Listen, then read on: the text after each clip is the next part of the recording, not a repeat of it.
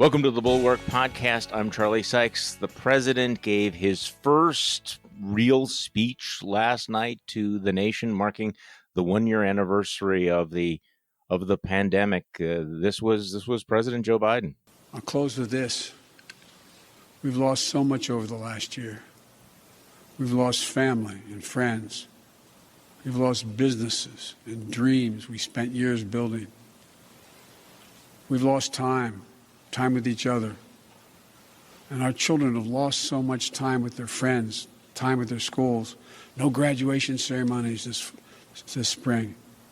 No graduations from college, high school, moving up ceremonies. You know, and there's something else we lost. We lost faith in whether our government and our democracy can deliver on really hard things for the American people. But as I stand here tonight, we're proving once again something I've said time and time again, probably tired of hearing me say it. I say it to foreign leaders and domestic alike. It's never, ever a good bet to bet against the American people. America is coming back. The development, manufacture, and distribution of vaccines in record time is a true miracle of science. It's one of the most extraordinary achievements any country has ever accomplished. And we also just saw the Perseverance rover land on Mars. Stunning images of our dreams that are now a reality. Another example of the extraordinary American ingenuity, commitment, and belief in science and one another. And today, I signed into law the American Rescue Plan. Really? So joining me on the weekend podcast, Bill Kristol. How are you, Bill? I'm fine, Charlie. How are you? So you've watched a lot of presidential speeches. What was your take on that speech last night? I thought it was very good, very successful. There are a few things I would have tweaked, but on the, cut a couple of lines, minutes probably, and so forth. But he had the right tone. He was calm and pleasant, presidential in a kind of folksy isn't quite the right word, but how would you describe it? But sort of it was human. It was human, plain American kind of ways, talking to us. And the news was good. It's he's done a good job on the vaccines. I thought he was smart. I mean, I would have even gone a little less far than he did in the sort of self-promotion side, which was pretty restrained by presidential Very speeches. restrained, yeah. But I thought, in a way, the contrast is so striking with Trump. Let it speak for itself, and but he was good. I mean, he was modest, and I thought the most striking moment for me was when he went on about it's about you. You need to help. You need not more than help. You need to make this work. You, the American people, by getting vaccinated, by wearing masks. He could have even emphasized a little more in terms of schools, by the way in which parents and teachers can work together to make that work. It's such a contrast with Trump, where it's all about him, and apart from the just failed policies of Trump and so forth. So, no, I thought it was effective, and no, it was effective. I mean, there's a reason. But the reason it was effective because the reality has been effective. I mean, he's not making something up, right? It was not the speech that I expected. I really did expect that it was going to be a little bit more, taking a victory lap on signing this $1.9 trillion COVID relief package. Instead, it was a very Biden-esque speech. It was very, empathetic. Let's talk about what we've been through. And I two things. I mean, I actually had a much more positive reaction than anybody else on our live stream. We did the Bulwark live stream last night, and everybody was sort of, it was fine. You got the job done. I'm thinking, no, I thought that was an incredibly powerful speech because it was understated. So all day long, we had people on, the right media. Ben Shapiro was saying he's president houseplant. He's going to be senile. He can't put together a sentence. And so he comes out. And he's an honest-to-God, actual, sentient, competent, empathetic president. So, I mean, that was number one. It was also, as you point out, the contrast with Donald Trump. I mean, in every respect, no chest thumping, no narcissism, no whining, no crack pottery, no suggestions that this was all him, that the pandemic was magically going to go away. He didn't suggest, injecting bleach up your butt, to solve all of that. He was sober, modest, hopeful, presidential, and the way that he sort of wrapped it up, like, we Americans are coming back. And I mean, there's a little bit of showmanship with saying that, just going to be July 4th and that's going to be our Independence Day. But you could tell how effective that was because it drove the people on Fox News out of their freaking minds. No, and I think so. I totally agree with you. I mean, so I would say maybe I was a little too Yeah. qualified in my sort of Yeah. professional speech writing hat, and it was an A minus, not an A or something. But it was very good, and he needs to keep that up, in my opinion. That in the sense of no victory laps. They should really put out the word that this is when he and the vice president traveling around the country. It's the opposite of a victory lap. This is the beginning of the task. They're traveling around the country to encourage Americans to stick to it. Now that we see the prospect of relief from this terrible pandemic, this is not the time to let up, but also that we all have a job to do. But I thought the sentence that for me was the best was something about, not the best, but it was very useful and sort of healthy for our politics was, and if parts of it don't work, we'll revisit those. Yeah. And then he quickly, obviously there'd been some fight among the staff about saying that too much, but you can't, and it was quite, but I think it's all going to work, he said right away, Right. So, but he needs to have that attitude. I think people want that kind of experimental, non-dogmatic kind of liberalism. Really, it is FDR. I think, didn't FDR describe himself that way, as sort of, let's just experimental, and not everything in it's perfect. I think if he takes that attitude, and we're going to do a lot more, and we're going to fix the things that need to be fixed, and there's some things we'll probably have to accelerate, and other things that we can sort of take a pedal off the gas on, and maybe we can open up a little earlier or maybe a little later. I think that attitude is such a relief and so pleasant, and after both Trump, but also the general insanity of everyone pontificating dogmatically as if about what is going to happen with a very imprecise knowledge of, obviously, of how these pandemics spread. It's not, I don't mean imprecise as a criticism. It's just that's the way the world of public health is. Any serious person will tell you, and also with the economy, we don't know. So I think that whole tone of kind of optimism, confidence, but also caution and it was a good experimentation balance. is very important to keep up. No, and I think David Leonhardt in the New York Times had a really good take on this. He talked about hopefulness as a public health tool. That Biden's speech included lots of caveats about the variants, the uncertainty, and everything. And clearly, his strategy is to underperform so that he can overdeliver. I mean, I think this is where he, yeah. I mean, I'm sorry. Yes, he's under promising and over delivering. I mean, what he's doing is the exact opposite of Donald Trump, who would say, only I can fix this. This is about me. And Biden is like, no, this is about you, and I need your help. But I think that's what made that July 4th thing memorable. Leonhardt says, even Biden, with all of his caution, seems to grasp the power of hopefulness at this moment, that you need to make people think, okay, we are almost through this. And there is that balancing act. But here's the really Can I just say one thing on the July 4th? Please. What struck me so much about it, and this fits very much with what you're saying, and what Leonhardt said, is also his vision of July 4th was so, everyone remembers Trump at Mount Rushmore. I think that was the day before July 4th. And then I can't remember who he was on the mall, right? And there was flybys, and he was standing there looking like a, little Mussolini. And all Biden said about July 4th, and he mentioned the date as when he hoped we could be back to something close to normal, and said, and I hope on July 4th that you and your families, your neighbors can get together either in your backyard or in your community for cookouts or barbecues, something like that, right? I mean, just to celebrate Independence Day. It was such a modest, traditionally American view of July 4th, non-Mussolini-like, non-authoritarian-like, non-pompous bloviating of the Trump sort, and very much he's not going to be the center of July 4th.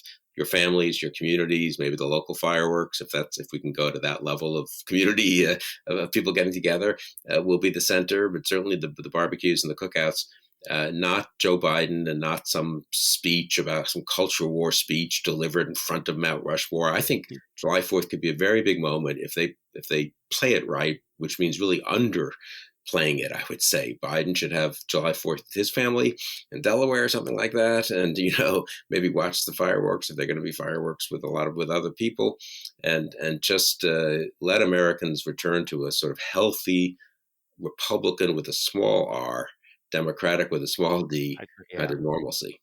I think that packed more emotional punch than some of the pundits are giving it credit for. I was talking to a couple of people who said that was the moment where they actually, had tears, because this was that moment of bringing it all together, all the lines, what America can do, redefining patriotism in the sense of, us being together as opposed to, the president riding on a tank down Pennsylvania Avenue. Well, jets are screaming overhead, all of that. So I think that was a very, very powerful moment. And again, one of the tells was, the Fox News folks, how upset they were about the invocation of July 4th.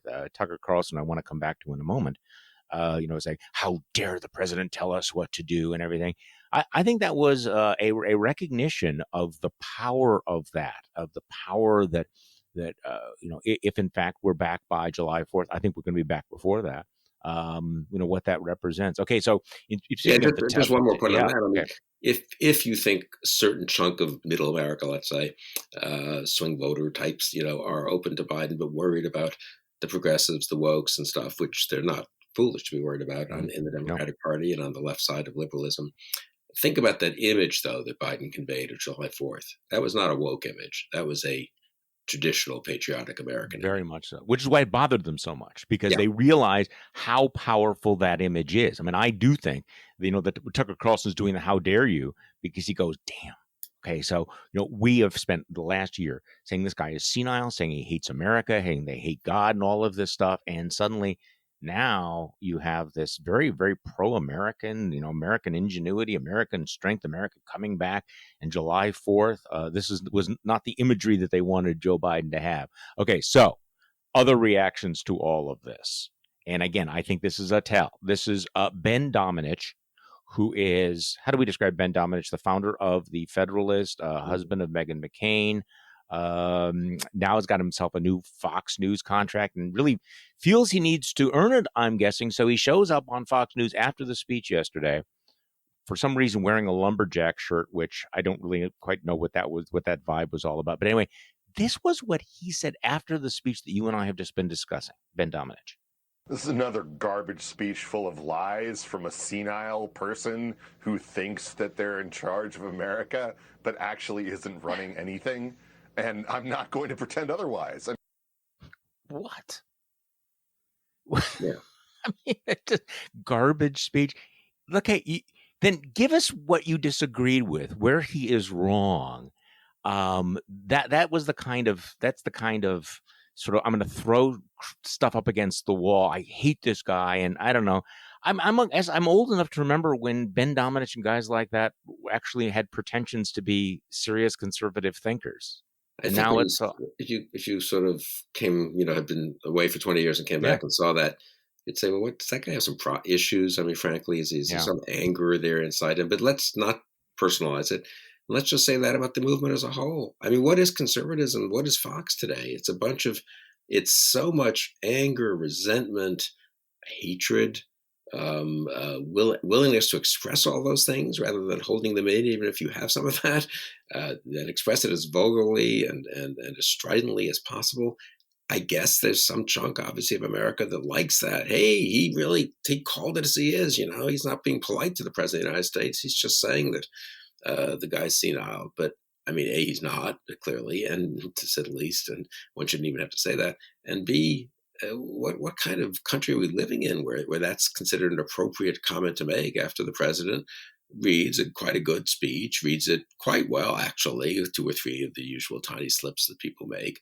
And I mean, to people, that's why I do wonder. I mean, I've been pessimistic, as I guess we all sort of have been, mostly at the Bulwark, about, the Republican Party, conservatism. It just seems so ingrained now, the Trumpism, the demagoguery, the populism, the bitterness and so forth. But you do wonder, can that just go on and on and on? Can people live that way and enjoy that for months and for years? At some point, don't people think, oh, it's exhausting and unpleasant, and no one would behave that way in their own family and community circumstances, or most people wouldn't, I don't think. So.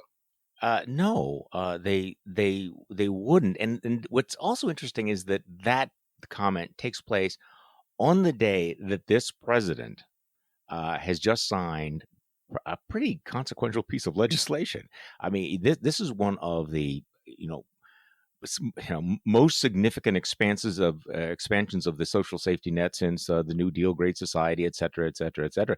The defeat of the small government fiscal conservatives, well, actually the surrender, I would say, the conservative claim that they were going to push back against the welfare state, small government, all of that. It's really rather extraordinary. And that so you have the president signing this piece of legislation, which is highly consequential, after the right wing and people like Ben Dominic and Tucker Carlson have spent the week talking about not about the scope of government, the responsibilities of government, not talking about policy, but talking about Dr. Seuss. I mean, it really is kind of an extraordinary moment. So they're mocking this man who has just defeated them in some of the most fundamental ways imaginable. And the best they can come up with, the Ben Shapiros and the Ben Dominiches, is he's senile. He's a houseplant. Well, this houseplant has just kicked your ideological butt more than you've seen in decades. There were people, I think you were key among them, Charlie, who said, you know what, electing Trump, and then even more, I'd say, accommodating, enabling, succumbing to Trump, it's going to damage conservatism in the sense of conservative ideas, principles, thoughts about how government should work. And this is the most obvious proof of it, right? I mean, that this massive expansion of government, some of which is necessary, but in a healthier era would have been met by conservatives saying, well, wait a second, some of this is okay as a temporary matter. Other parts are not well structured, and these parts are really unnecessary. And here's our criticism, and here's where we want to go going forward. Let some of this stuff expire. Let other things get turned into a conservative version of a safety net. That's what a normal conservative party would do. And I think you are going to have slightly bigger government after this pandemic and after government hasn't increased in size, basically the federal government for 2 decades, really. And after, with all kinds of things going on in the world, whatever. But instead, there's so little of that. That's what's most striking to me. I mean, you get it's very interesting, actually, as a matter of policy, what's happened. But conservatives could also take some credit, I think, for the fact that they ended up with a $1.9 trillion package is massive, but most of it is distributed in ways that Milton Friedman could have lived with. That it's checks to people. There's not a huge amount of federal government central plan. It's not central planning of the economy, right? The massive piece of legislation isn't the Green New Deal. It's sort of, let's really give people more money so they can make it through this period. And so we can also cut child poverty, and let's give money to states and localities so they can get the schools opened. So if you're the kind of conservative who believes in that, empowering people, empowering communities and localities and states, you might not like the amount of money, but actually it's not going to be a whole bunch of, it's the opposite of the criticism. What was the criticism of Obamacare? Central planners are going to just take over everything, basically. And there was some truth to that criticism. This, I do think, in a way, opens the possibility for a kind of 2020s kind of public policy debate and public policies that bring together some conservative insights about Hayekian insights about the limits of central planning and so forth, with, to be frank, liberal insights that we have let inequality go too far, that we do need to strengthen the safety net and do so in ways that don't provide disincentives, however, for hard work or opportunity or people or innovation. Here you had a liberal Democratic president. You made this point just in passing, but just to emphasize it, praising innovation, science, but also industry, really, right? Talking quite a bit about big companies working together. He could have made that point more strongly. It wasn't appropriate last night, but Scott Lincicome made this point on a podcast with me, and we've had people at the Bulwark have made it. I mean, what is the vaccine success but a tribute to a certain kind of dynamism of the private sector, big companies working with small companies, immigrants making a huge contribution here, globalization. It's a German company that worked with Pfizer. The German company probably made the real breakthrough and then needed Pfizer to kind of mass produce the drug. All these things that a certain kind of conservatism with which we would associate ourselves would have said, you know what, there's some vindication for us here. Now it has to be complemented with a liberal emphasis on the welfare, on the safety net and so forth. But that can be done in a healthy way. We can debate exactly how to do it. But that conservatism is barely exists at the Bulwark, and it exists at a few places. Actually, so liberals who, in a funny way, are saying, well, what are the lessons of this? Is this a different kind of welfare state that we thought of about 30 or 50 years ago? And conservatives are out denouncing Biden personally in the crassest terms, pandering to ludicrous kind of cultural grievances. There are some legitimate, incidentally, Sure. culture concerns and Yeah. cancel culture concerns, and those get swamped by the idiotic ones that. Well, no, you're right. I mean, they talk about woke and cancel culture, and they throw around words like socialism, where they've just lost this big thing. You know what? I think part of the problem of confronting this $1.9 trillion program is that there are a lot of things that people look at that and go, okay, we've been saying that we were pro-family for how long? This is Mhm. pro-family legislation, pro-child, pro-natalist in terms of encouraging people to have babies, to take care of babies, a pro-life movement that is, really focused on abortion, but and it's true. Some of the jibes have been true that they're much less interested in that child after birth, and now you have legislation specifically targeted to families, also to provide incentives for work, to support people in businesses. The aid goes to people. So this doesn't have the feel that you are having a gusher of money for what I unfortunately once described as moochers. It is the working people of America who need support right now. It's pro work, it's pro jobs, it's pro small businesses, pro family, pro child. So even though it's a major progressive bill, there's a kind of an underlying conservative theme that runs through it, which may explain why these poll numbers are so extraordinary. We're divided about everything else, but 70% of Americans look at this and go, "No, I'm okay with this. I'm okay with this bill." And I think that's what's making Republicans and conservatives so upset, because they can't figure out what their critique is right now, given all of the compromises they made over the last 4 years. Yeah, no, I think that's right. And I think it does mean, incidentally, that conservatives, even absent Trump and the populist kind of demagoguery, need to rethink things and think about, okay, well, some of these proposals seem sensible. But I think articulating this in more depth, that we want money to flow to private businesses, if money's going to flow to help for macroeconomic reasons, Mm-hmm. and to not-for-profit organizations. So, I read that the Jewish Community Center here is going to get, as it applied for quite properly, and is going to get a small PPP grant, and they're designed for not-for-profits as well as for-profits to keep people employed. And these are people doing childcare and helping the elderly, and running the kind of local faith-based center that conservatives always like. This isn't the Biden administration shutting them all down, right? Or setting up the national, federal center for deciding Yep. how everyone's going to administer social programs across the United States. It's the Biden administration saying, let's just give enough money to these existing programs across the United States to make sure they can stay afloat until we get things going again. Now, we'll Yeah. see what happens in a year. I think we're more likely to be having fights on more traditional grounds against some big government central planning type efforts by the Biden administration. But what's most striking is that the American conservative movement, which really came into being to fight that kind of stuff, inspired by thinkers who had criticized that sort of thing, whether it's Hayek types or neoconservatives in the public interest in the 60s and 70s, the American conservative movement is currently utterly disabled, utterly incapable of having a serious discussion about any of this. A few individuals and think tanks can do so. And it's both disabled and, some degree, has lost the credibility to do so, because we were discussing this before we went on the air in terms of HR1 and other things. I mean, there are legitimate, really are legitimate, and you wrote well about this in your newsletter, concerns, complaints, things to oppose and wish that they be taken out there. But does the current Republican Party have any credibility in opposing these things until they apologize for trying to overturn the election? Yeah. I mean, that Exactly. for me is Yeah. the key. I Right. don't, Right. and I sort of, I had this long conversation with a liberal friend, very involved in Democratic politics, and I was explaining to him what I didn't like about HR1 and some other things, and Mhm. how I thought they could do better if they focused it narrowly on voting rights and be a strong argument. He said, well, will any Republicans I support said, it yeah. anyway? And I said, well, maybe not, but I think you'd have a better case for then breaking the filibuster in limited ways. And it was an interesting discussion, very much like what you and JVL have been having in the news, both on the podcast and in the newsletters.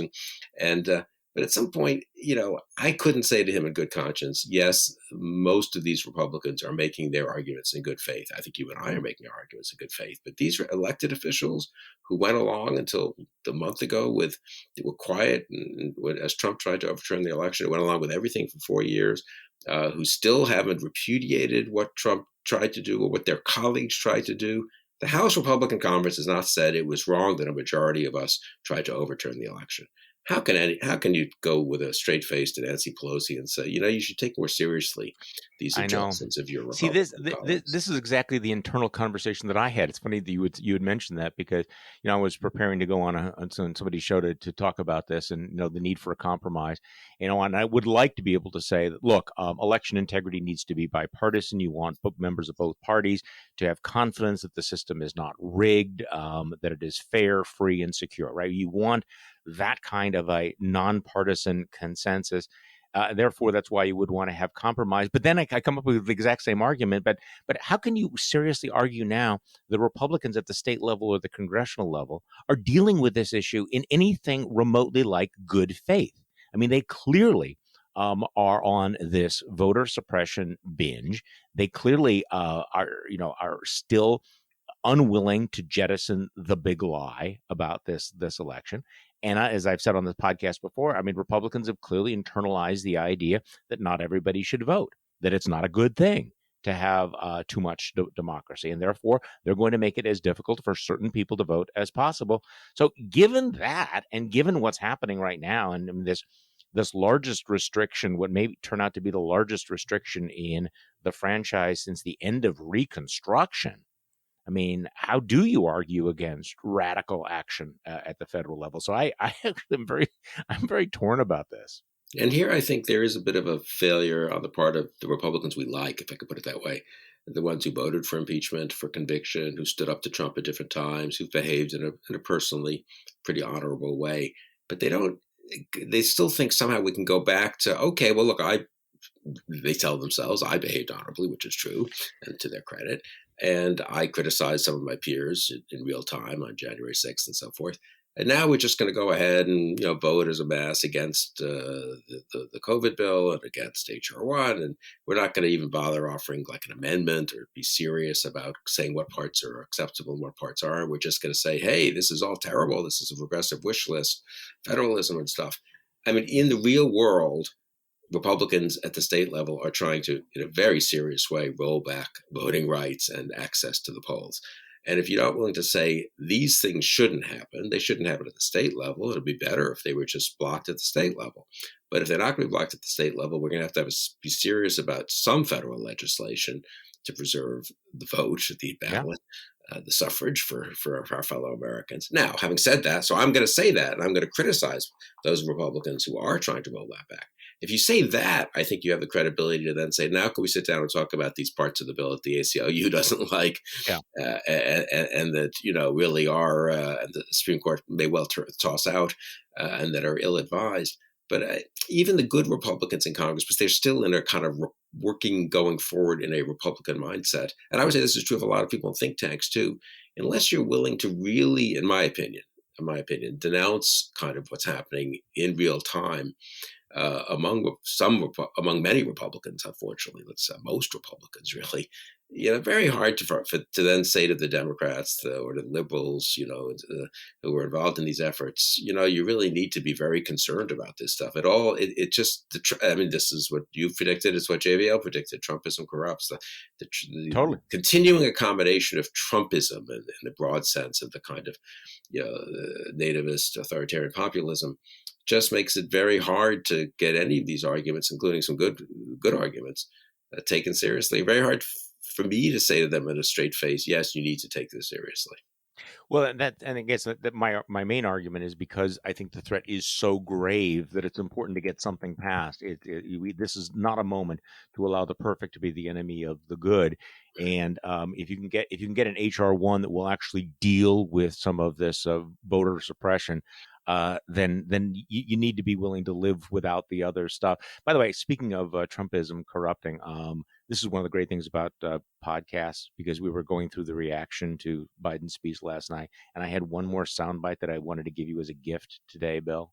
Okay. To give you a sense, when we talk about Biden derangement syndrome, or the way that the right wing media is having a hard time processing this particular political moment, one of the best, we can go through Tucker Carlson, we can go through Laura Ingraham, we can talk about Sean Hannity, but Bill, because it's Friday, I give you Mark Levin and his reaction last night.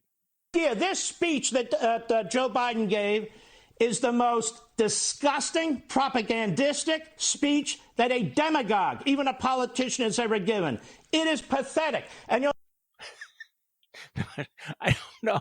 It's like he's having a normal one there. Mark Yeah. Levin, this is the worst. This is just disgusting. See, that tone of voice tells me that his main reaction was, damn, this guy's winning and it's successful, and I got nothing.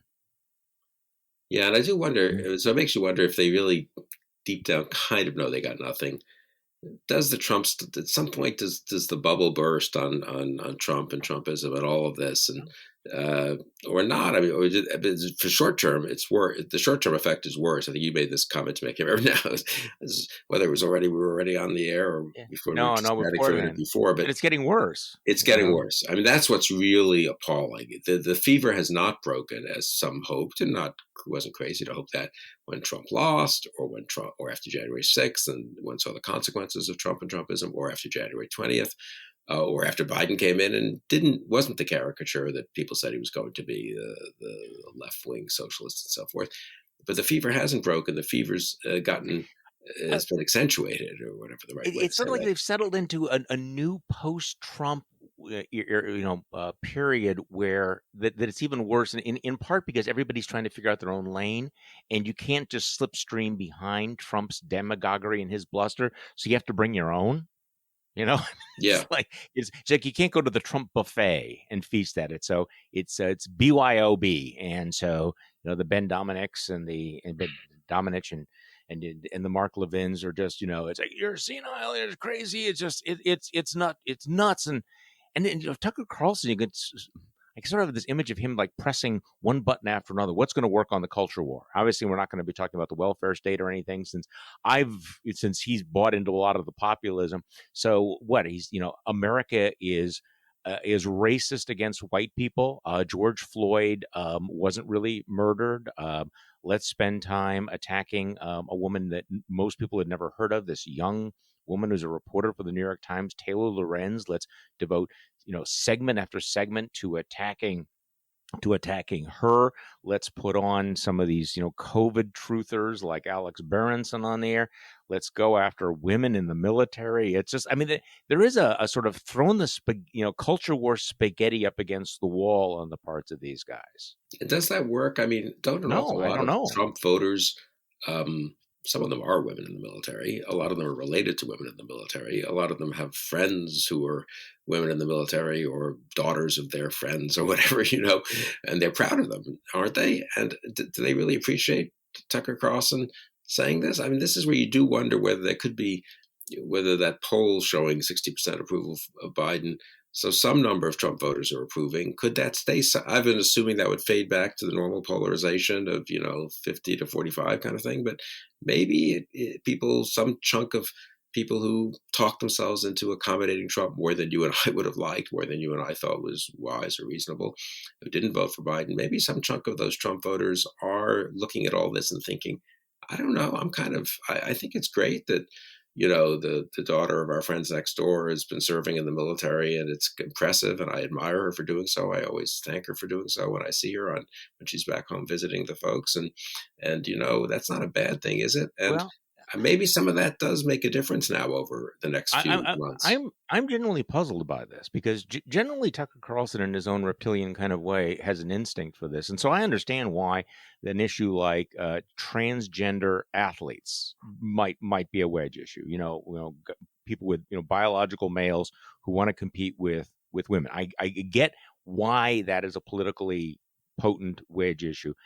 This issue of pregnant soldiers in the military going after women in the military feels like you've gone back to 1957 for an issue, or last time I remember a serious debate about this was in the mid 1990s, And no, we've gone through Iraq, we've gone through Afghanistan, we have women who are pilots, we have the new technology and everything.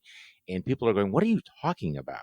And so And you're attacking Americans serving our so country. you're dragging, your tweet, I put your tweet in my newsletter, I mean, you are denigrating American troops. This is the extraordinary moment. I liked your tweet where you said, tonight's a snapshot of the state of American politics. On the governing center left, President Biden announces the vaccine will be available to all adults by May. On the populist right, Tucker Carlson will continue to denigrate Americans serving our country.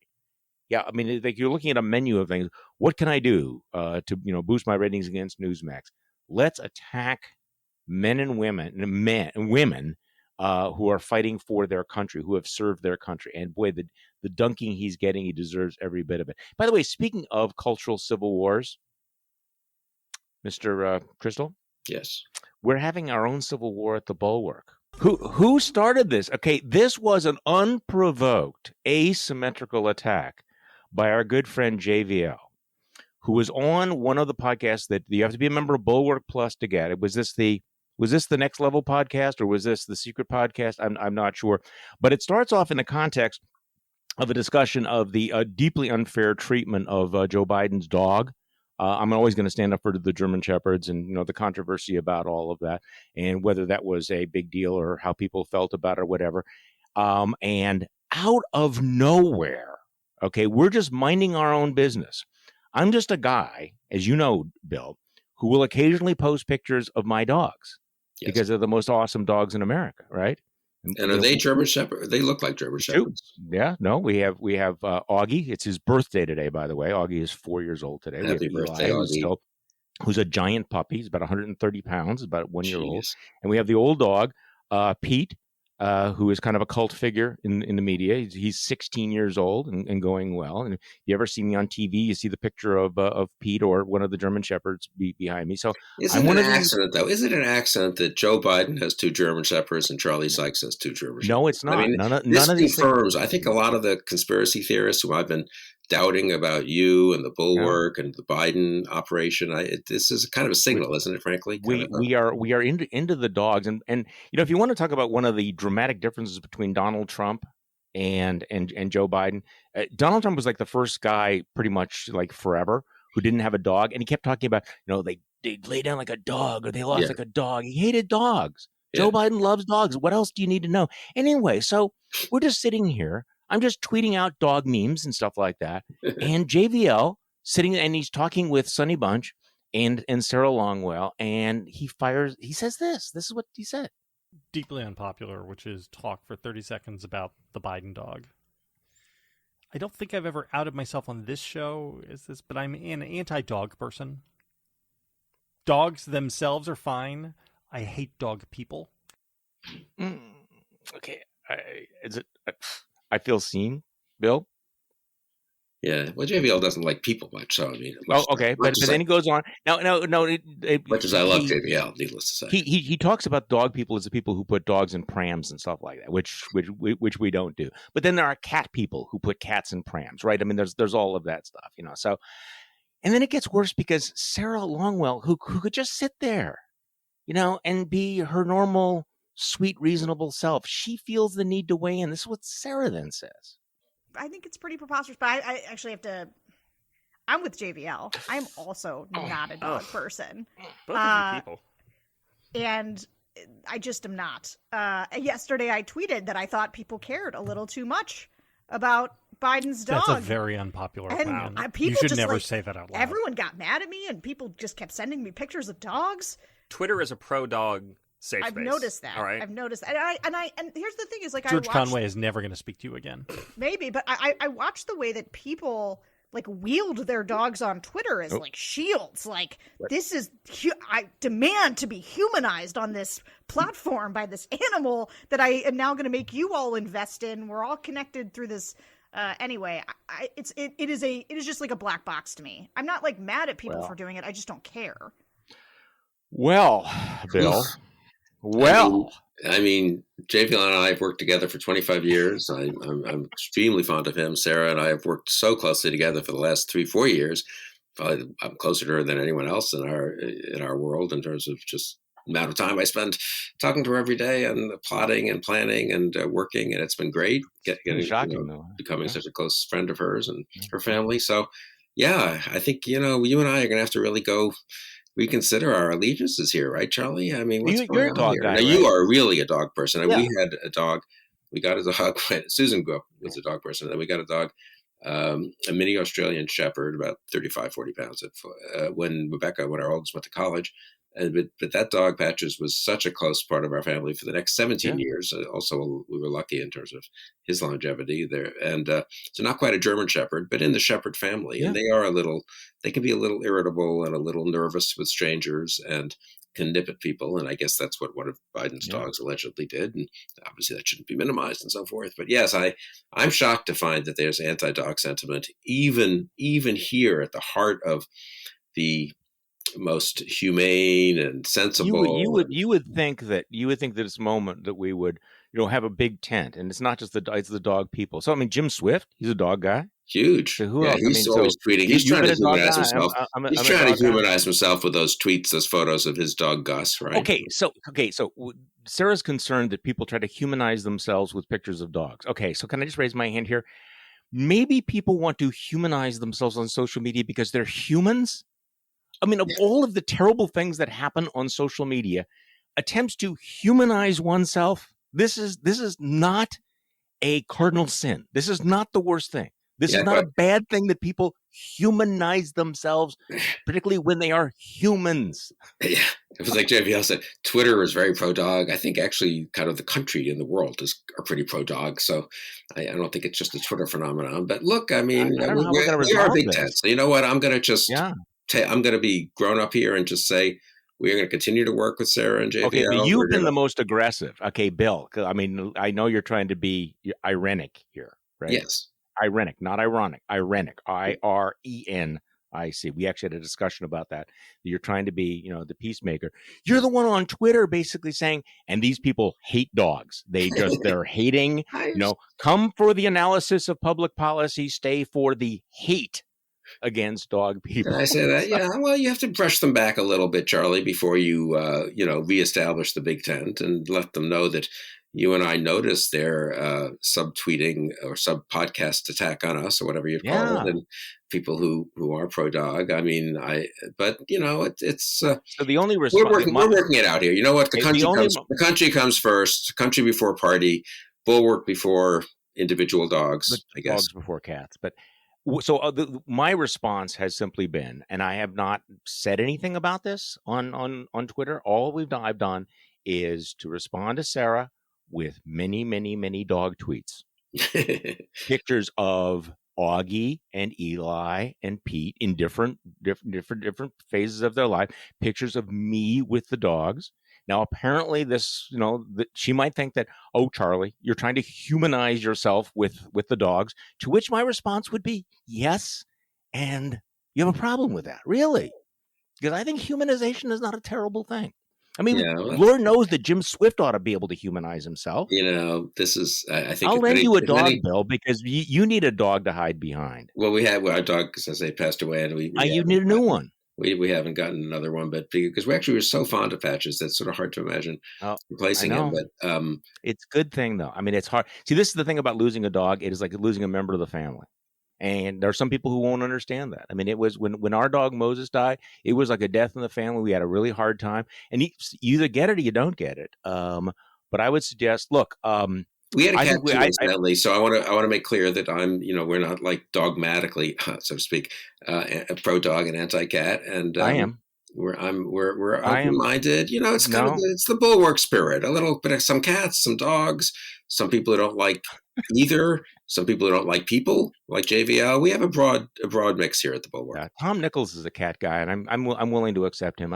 Tom Nichols, I make an exception for him. But I mean, there are. I don't know. I mean, it's like. I tweet out some dog pictures. I generally retweet my wife who has the dog pictures. Right. I mean, I'm not in the Jonah Goldberg category of daily dog pictures, but I'm there for him. I mean, this is one of those issues where, we've had a few minor, just, infinitesimal differences, but Jonah Goldberg and I stand shoulder to shoulder on dogs on Twitter and being dog people. So should we just leave it at that, Bill? Yeah, I think we're going to just, it's a big tent, as you say, the Bulwark, and we're united in saving the country from authoritarianism. And we'll live to debate the dog cat neither issue another day, I suppose. But of course, I just want to stipulate, you and I are right, Charlie, obviously. Oh, absolutely. We are always right about this. The dogs are always right. And you should check my Twitter feed out because there's going to be a lot of dog Twitter coming. Sarah, in fact, I ought to tag Sarah on all of this. At Sarah, here are some dogs. So happy Friday. Happy Friday, Bill. Bill, thanks for coming on again. I appreciate it very much. Thanks, Charlie, and have a great weekend romping around with the dogs there in Wisconsin. Well, I do. I spend a lot of time doing this, doing the dog walking and everything, listening to people and, trying to come up with the answers. So, and during the pandemic, I have to say that I've spent more time with dogs than with people, which probably explains a lot. People are going, "Oh, that explains you, Charlie." It's true. I literally have spent more time with dogs than with people over the last year. So drag me if you must. Give it your best, but that's just the reality. Hey, and thank you all for listening to the Bulwark podcast, this weekend's Bulwark podcast. We will be back on Monday, and we will do this all over again.